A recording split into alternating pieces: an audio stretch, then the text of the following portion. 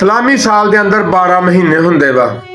यकम मुहर्रम तो लग के जुलहज तक 11 महीने ऐसे ने कदों चंद चढ़िया अवाम ने भी आपस में कोई डिस्कस नहीं करनी, किसी ने किसी दे नाल गल नहीं करनी, किसी टीवी वाले ने, महकमा मौसमियात मुला ने, किसी एंकर ने, सहाफी ने, ना जी ना कुछ नहीं।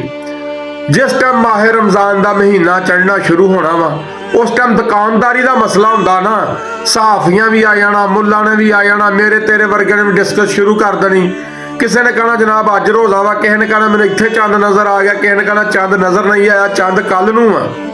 ये जनाब सब दुकानदारियां वा।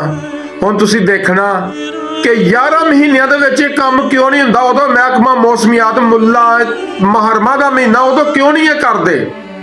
नहीं जनाब, यह भी लम्मा चौड़ा रिज़्क रोटी का मामला वा। कल तुसीं सारा कुछ अपनी अखां दे नाल टीवी के उत्ते वेखना वा कि जनाब ये लोग की कल नूं ड्रामा करते हैं।